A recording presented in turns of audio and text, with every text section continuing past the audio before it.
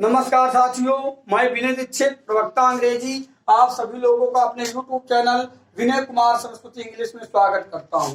हम लोग present indefinite tense में प्रयोग होने वाले ट्रांसलेशन के नियमों को पढ़ रहे थे, जिसके तहत हमने वीडियो नंबर 4 अपलोड कर दिया था और इस नियम को भी आपको बता दिया गया था। ऊपर इसके एग्जाम्पल्स बचे थे, तो हम इस वीडियो को वीडियो नंबर 4 B1 नाम देंगे, ठीक है ना।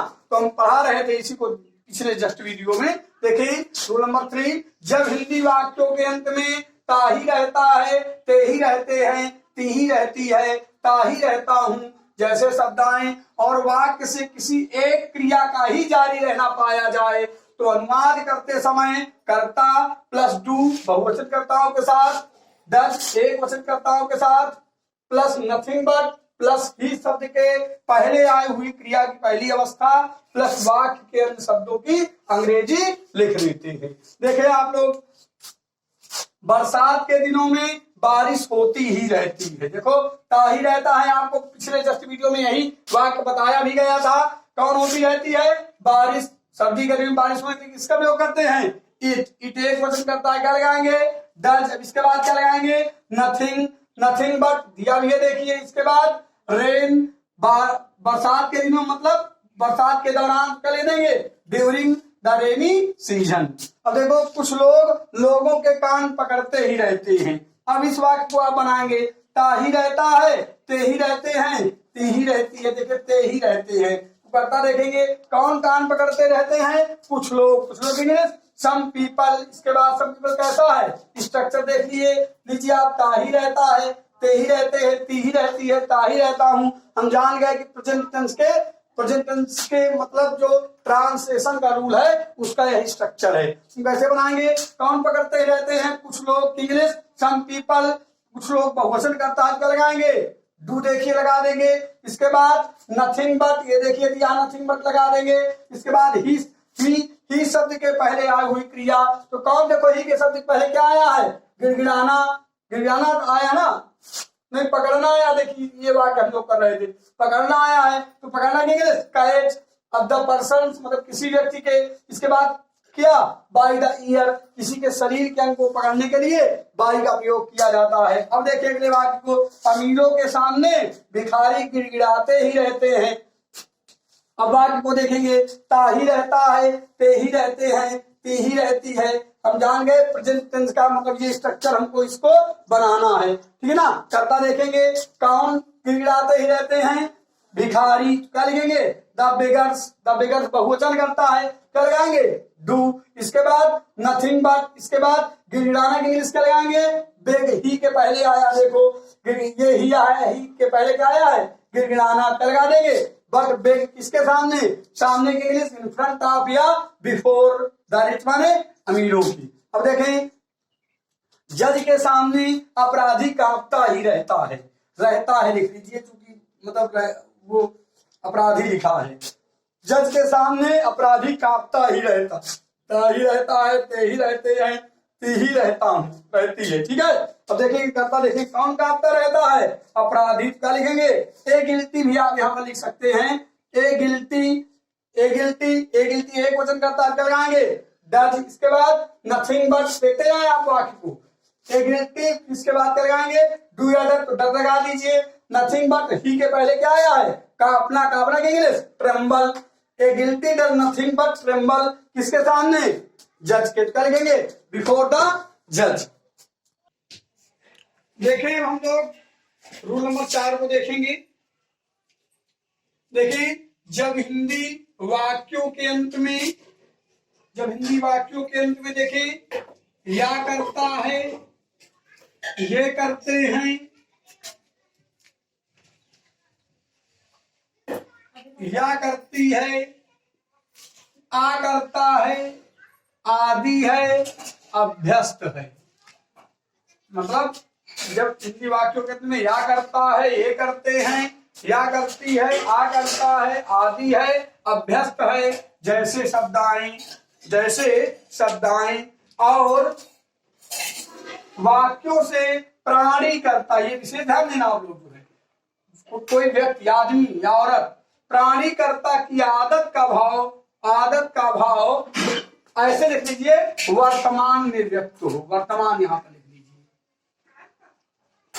वर्तमान, ठीक है ना, का भाव वर्तमान में व्यक्त हो तो ट्रांसलेट करते समय कर्ता प्लस इज एक वचनकर्ताओं के साथ, एम आई के साथ, आर बहुवचनकर्ताओं के साथ प्लस कस्टम टू प्लस या ये ई आई आ के पहले आई क्रिया की पहली अवस्था को लिख देते हैं, ठीक है ना। देखिए कैसे बनाएंगे हम, एकांत में कभी कभी कमरे में रोया करते हैं, देखिए करता देखें, या करता है, ये करते हैं, ये करती है, तो रोने की आदत है, ठीक है ना, आदत है, यहाँ पर आदत है भी आप देख सकते हैं, आदि है, आदत है, ऐसे भी आप देख सकते हैं, ये भी गलत नहीं है, आदत है, ठीक है ना।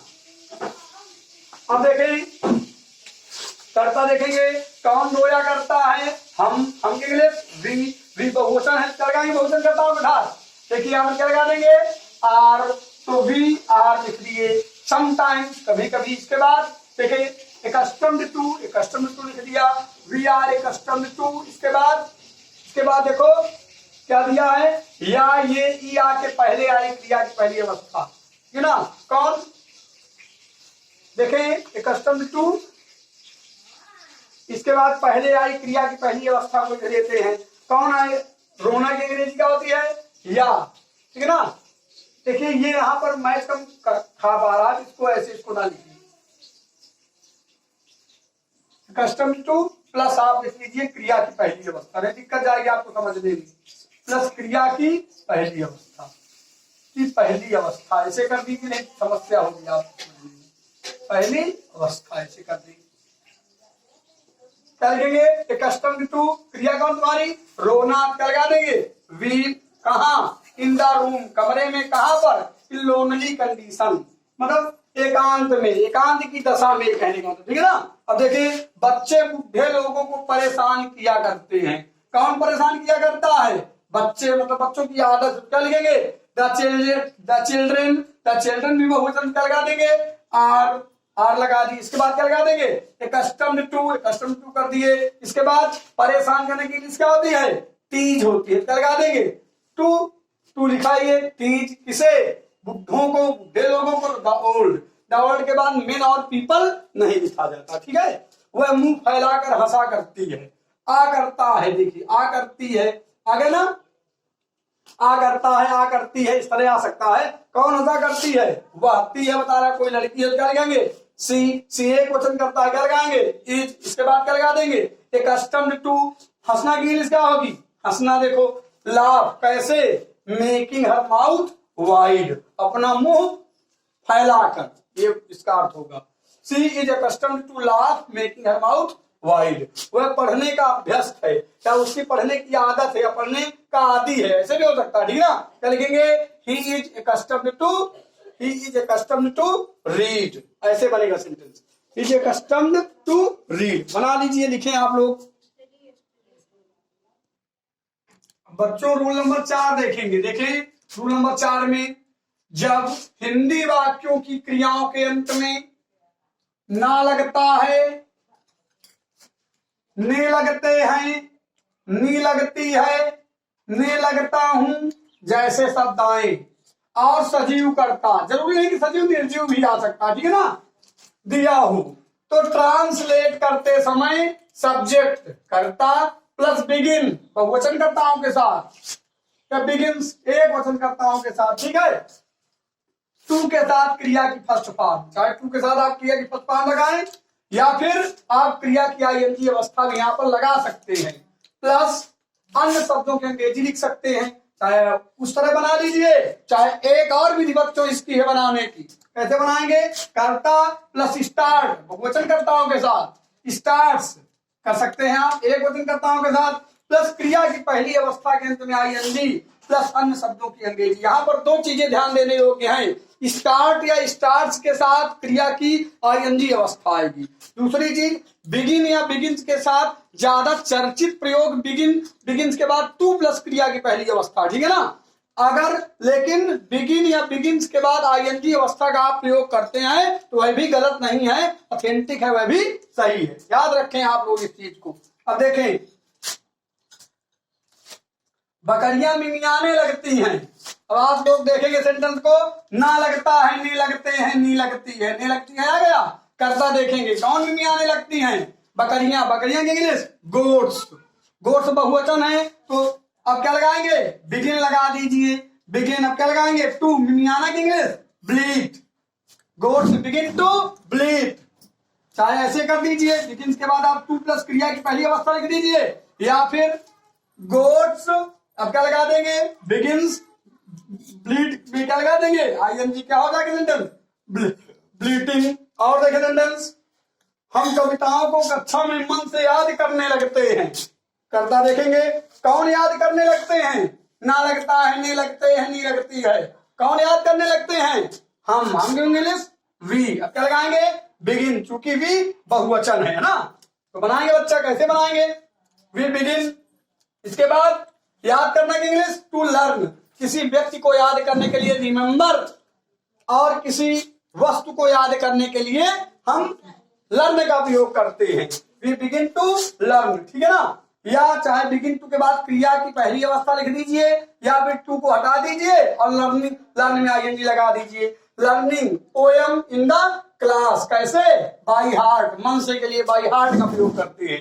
तो देखो, चाहे आप ऐसे बना सकते हैं, वी स्टार्ट लर्निंग। देखो स्टार्ट का प्रयोग कर सकते हैं आप। करता कौन कौन याद करने लगता है, हम बी। अब इसके बाद स्टार्ट बहुवचन है, लर्न में आईएनजी, क्या स्टार्ट के बाद आईएनजी अवस्था, पोएम बाई हार्ट। एक और वाक्य को आप लोग देखें तब आपके अच्छे से समझ में आ जाएगा।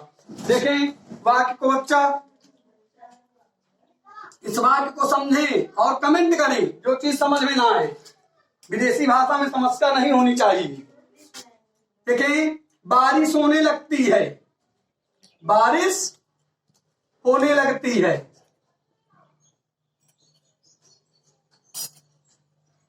होने लगती है कैसे बनाएंगे बच्चा, विदेशी भाषा में इसका ट्रांसलेट कैसे करेंगे, इट लगा देंगे। स्टार्स चाहे कर दीजिए, स्टार्स रेनिंग कर दीजिए, RAINING, इट स्टार्ट्स रेनिंग, ऐसे चाहे कर दीजिए।